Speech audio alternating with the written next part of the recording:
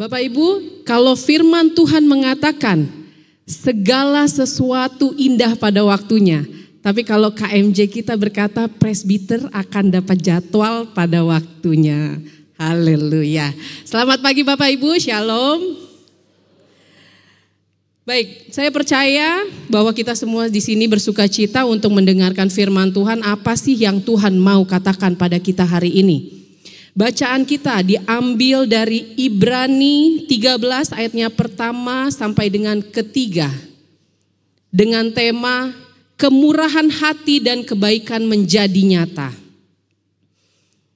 Tema ini berarti perbuatan ya, menjadi nyata.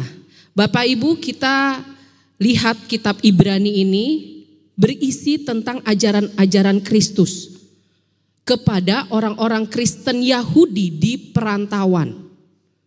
Saat itu beberapa orang di antaranya mereka merasakan penderitaan dan putus asa. Mereka menunjukkan tanda-tanda bahwa mereka akan meninggalkan iman mereka kepada Kristus. Kenapa mereka menderita? Karena pada saat itu orang Kristen menolak untuk berjanji setia kepada penguasa Romawi, yaitu Kaisar. Dan mereka dipaksa untuk menyembahnya sebagai dewa.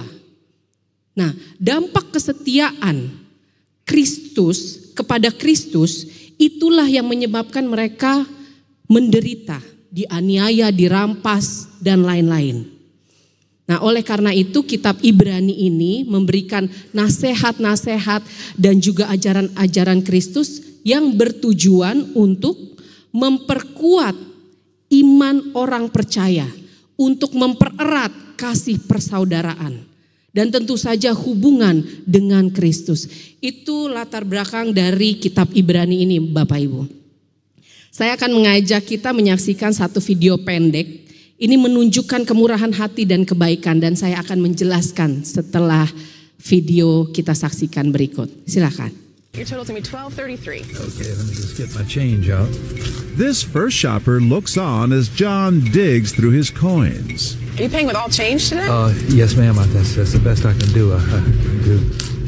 This is gonna take a really long time. I'm gonna move as fast as I can. Almost immediately. I'm sorry, sir. I'm gonna go as fast as I can. He picks up on John's need for assistance. What was the total again? $12.33. $12.33. I just can't seem to remember.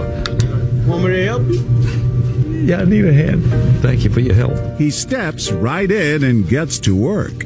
But when Lynn questions his motives, Why are you helping him? he hits her with the silent treatment. Really, don't you have better things to do, sir? He totally ignores her. As for the woman in the back of the line, We need $2 more. oh wow, look at this. Wow. She has no problem giving her 2 cents. There, shut up. Ma'am, why are you giving him money? Because I have it to give. Well, why are you helping this old man? God helps me every day. Right. You need to keep your opinion to yourself. You're a worker here. He's a customer. Thank you so much. You're very welcome. God bless you. God bless you. Time for us to exchange thanks with this tag team. What's going on here? Wow. He had changed. I'm sorry. It touched you that much. Yes, it does. You know, I mean, It's very kind of you. I just try to help people I can help What does that tell us about Picayune, Mississippi? with the Bible Belt, you know, and we give. If we have it to give, we give. Because that's what God tells us to do. I'm a youth pastor, so it's all about helping. When I done had my days where I didn't have to come to the store and change, you know. You were counting penny by penny, man. It took a long time. Oh yeah. You know, if that's what he had to work with, I was willing to help. Let's see.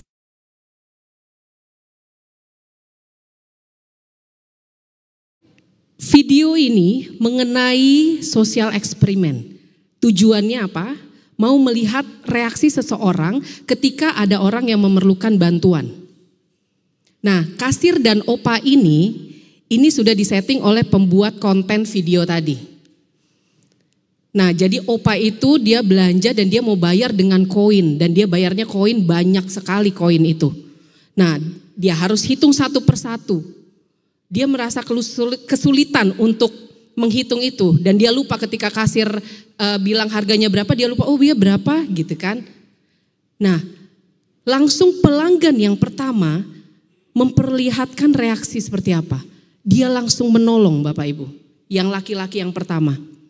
Dia langsung menolong opa ini untuk menghitung koinnya. Nah, ketika selesai berhitung, kata kasirnya bilang, kurang nih opa, uangnya kurang. Dan kita lihat reaksi pelanggan yang kedua. Apa reaksinya? Dia langsung ambil dompetnya, dia keluarkan uangnya, dia kasih kekurangan untuk si opa. Nah, terus kasirnya bilang, kenapa kamu kasih? Ya karena saya punya. Kenapa kamu mau menolong si opa? Di sini menarik, dia jawab, saya menolong opa karena Tuhan setiap hari menolong saya. Bapak Ibu, dari video ini kita melihat kalau kita mengerti arti hidup kita, kenapa hidup kita, apa tujuan hidup kita, pasti kita tahu kenapa kita harus menolong orang lain. Karena Tuhan sudah menolong kita setiap hari. Kita masuk ke ayatnya, Ibrani 13 ayatnya yang pertama mengatakan, peliharalah kasih persaudaraan. Bapak Ibu, setiap hari, setiap minggu pasti kita membicarakan tentang kasih. Yesus berkata, kasihilah sesamamu manusia seperti dirimu sendiri. Berarti kita mengawalinya dengan mengasihi diri sendiri. Kita mulai dari diri sendiri. Salah satunya juga itu kita harus menerima diri kita sendiri. Kita harus memaafkan diri kita sendiri. Merawat dan memelihara diri sendiri. Bukan egois ya Bapak Ibu. Beda konteks itu. Dan yang terpenting adalah jujur pada diri sendiri. Bapak Ibu berbicara tentang kejujuran. Ini saya mau cerita. Minggu lalu ketika seminar khotbah untuk presbiter, Pak Pendeta menghampiri saya terus bilang, Messi siap untuk naik mimbar.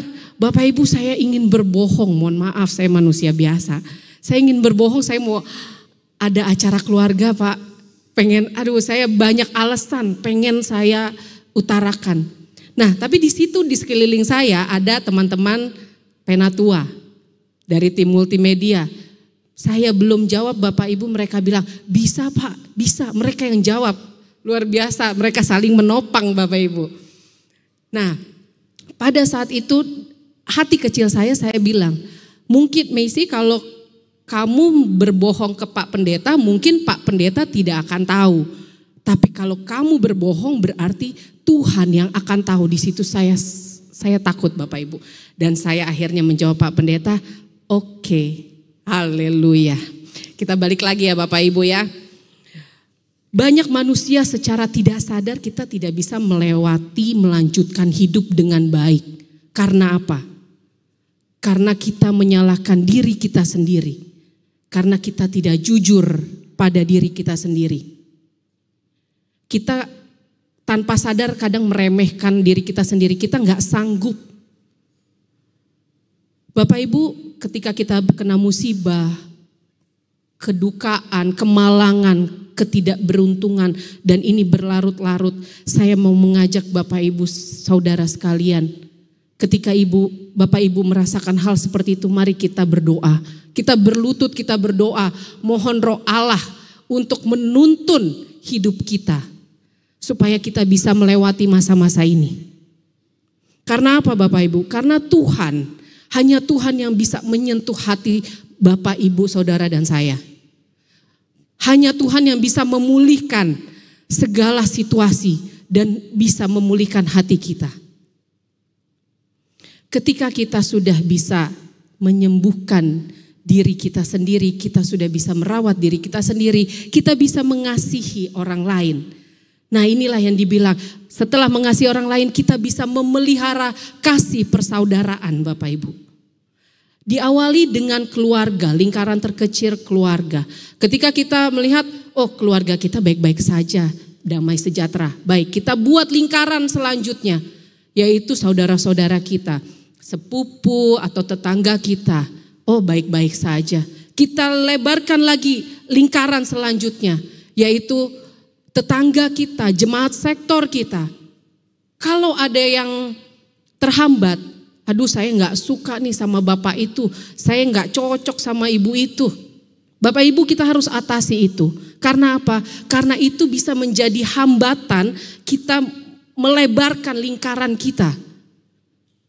Bayangkan bapak ibu, ketika kita masing-masing mempunyai lingkaran yang semakin besar, berapa kita di sini yang akan membuat lingkaran itu dan kita jadikan satu? Seberapa besar lingkaran kasih persaudaraan yang akan dibuat, dan itu yang Tuhan mau Bapak Ibu. Ayatnya yang kedua. Jangan kamu lupa memberi tumpangan kepada orang, sebab dengan berbuat demikian beberapa orang dengan tidak diketahuinya telah menjamu malaikat-malaikat. Bapak Ibu, ada yang bisa melihat sebesar berapa besar iman seseorang? Ada yang bisa lihat? Gak ada. Yang tahu hanya Tuhan dan pribadi lepas pribadi. Tapi pertanyaan selanjutnya, apakah iman bisa terlihat? Jawabannya ada di firman Tuhan yang mengatakan iman tanpa perbuatan pada hakikatnya adalah mati. Jadi ketika seorang mengatakan saya beriman, maka harus disertai dengan perbuatan. Nah, perbuatan yang menunjukkan iman kita adalah teladan Kristus, yaitu kasih. Jadi iman tidak bisa dilihat, tapi iman dapat terlihat dari perbuatan kita. Tuhan Yesus berkata, sesungguhnya segala sesuatu yang kamu lakukan untuk salah seorang yang paling hina ini, kamu melakukannya kepada aku. Kita diingatkan kembali untuk berbuat kebaikan yang benar dan membantu saudara-saudara kita yang membutuhkan bantuan. Seperti video yang di awal tadi Bapak Ibu. Mereka tidak disuruh untuk membantu opa itu. Tapi ketika kalau kita ada kasih dalam diri kita, dengan inisiatif kita akan menolong orang lain. Ayatnya yang ketiga, Ibrani 13 ayatnya yang ketiga. Ingatlah akan orang-orang hukuman, karena kami sendiri juga adalah orang-orang hukuman. Dan ingatlah akan orang-orang yang diperlakukan sewenang-wenang, karena kamu sendiri juga masih hidup dalam dunia ini. Ini maksudnya adalah kita manusia tidak ada yang sempurna Bapak Ibu. Salah satu perbuatan yang menunjukkan kasih adalah bagaimana kita berempati kepada orang lain. Jadi kita harus memiliki kasih itu dulu, baru kita bisa berempati kepada orang lain, dan Roh Allah lah yang membuat kita bergerak untuk menolong orang lain. Bapak Ibu, kita manusia yang penuh dosa, gak ada yang sempurna. Nah, untuk itulah kenapa kita harus saling melengkapi. Dengan cara apa? Kita saling menghargai, kita saling menopang, kita saling mendoakan. Jika ada teman yang butuh curhat, maksudnya ada teman kita yang butuh teman cerita, Bapak Ibu, kita jadilah pendengar yang baik. Tapi bukannya ada dua orang cerita terus kita mendengarkan yang baik ya, bukan, beda itu. Ketika kita mendengarkan teman kita atau sahabat kita atau saudara kita, itu bisa meringankan bebannya. Itu berkat buat Bapak Ibu Saudara. Sehingga apa? Sehingga kasih persaudaraan yang kita pelihara dalam hidup kita itu menjadi nyata. Bapak Ibu, di sini saya memegang benda. Bapak Ibu lihat nggak? Ini benda apa ya? Kelihatan ya? Ini apa? Sarung tangan ya Bapak Ibu. Sarung tangan ini dibuat untuk tangan. Benar ya? Kalau sarung kaki ya buat kaki gitu ya. Berarti sarung tangan ini dibuat sesuai dengan bentuk tangan. Betul ya? Kalau saya taruh di sini Bapak Ibu, ini berfungsi enggak? Ini tidak berfungsi Bapak Ibu sarung tangan kalau cuma diletakkan seperti ini. Kalau saya pegang berfungsi tidak? Tidak juga Bapak Ibu, dia enggak bisa ngapa-ngapain kalau saya pegang begini. Tapi kalau tangan saya masukkan ke dalam sarung tangan ini Bapak Ibu, apa yang terjadi? Dia mengikuti gerakan tangan saya. Dia mengikuti apa yang saya perintahkan. Saya bisa memegang, saya bisa arahkan ke kanan, arahkan ke kiri sesuai dengan yang saya mau. Bapak Ibu, begitu juga hidup kita. Ketika Roh Allah masuk dalam hidup kita, karena kita adalah segambar dan serupa Allah, hidup Bapak, Ibu, Saudara dan saya akan dipakai Tuhan secara luar biasa. Kita bisa mengerjakan pekerjaan-pekerjaan Allah yang mungkin menurut kita mustahil. Tapi kita juga bisa melewati badai hidup, masalah hidup yang mungkin sedang kita alami sekarang. Bapak Ibu, undang Roh Allah masuk dalam hidup kita. Pulang dari ibadah ini, kita bisa melakukan kebaikan, kita bisa melakukan kemurahan hati, kita bisa membagikan damai sejahtera kepada orang-orang sekitar dimanapun kita berada. Karena apa? Karena Tuhan sudah terlebih dahulu mengasihi dan menolong kita setiap hari. Tuhan Yesus memberkati. Amin.